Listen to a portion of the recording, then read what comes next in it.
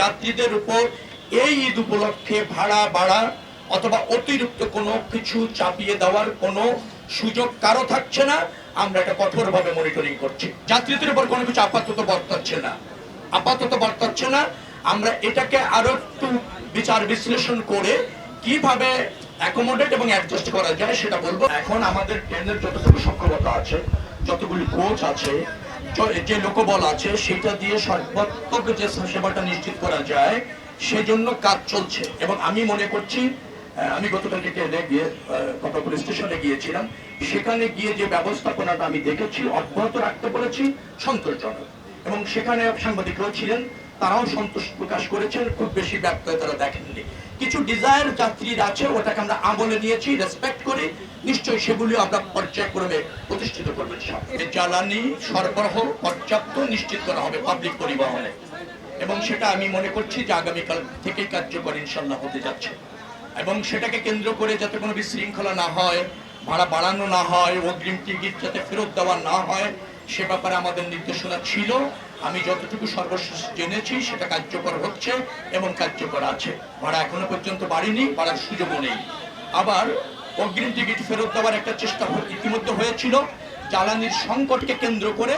সেটা আমরা বলে দেওয়ার পর অগ্রিম টিকিট আর ফেরত দেওয়া হয়নি, অগ্রিম টিকিট বহাল আছে। অর্থাৎ সড়ক ব্যবস্থাপনার জন্য পর্যাপ্ত প্রস্তুতি নেওয়া হয়েছে। যদি আপনি জানতে চান সেগুলি বলা যাবে। আমাদের যতটুকু সামর্থ্য আছে, বিশেষ করে শহরগুলি সংস্কার করে চলাচল উপযোগী রাখা, যে সমস্ত জায়গায় নির্মাণ কাজ চলছিল সেই নির্মাণ সামগ্রীগুলি সরিয়ে ফেলা, অন্তত 2-3টি লেন যাতে কার্যকর থাকে, 4টি লেন যেখানে আছে কার্যকর থাকে, সে ব্যবস্থা ইতিমধ্যে আমরা নিয়েছি।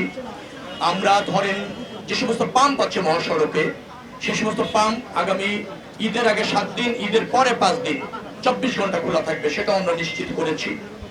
আমরা ইসের জায়গায় যে সমস্ত 260টি স্পটকে আমরা চিহ্নিত করেছি, যেখানে যানজট হওয়ার সম্ভাবনা থাকে এবং অতীতে হয়েছে, সেটাকে চিহ্নিত করে হাইওয়ে পুলিশ, বিআরটিএ, আমাদের পরিবহন সেক্টরের সাথে যারা জড়িত, স্থানীয় পুলিশ, জেলা প্রশাসক, পুলিশ সুপার, তাদের সমন্বয়ে ওই 260টি স্পটে যাতে কোনো যানজটের তৈরি না হয় তার পর্যাপ্ত ব্যবস্থা, নিয়ন্ত্রণ ইত্যাদি ব্যবস্থাপনাটা আমরা নিশ্চিত করেছি এবং সেখানে সার্বক্ষণিকভাবে কাজ চলছে।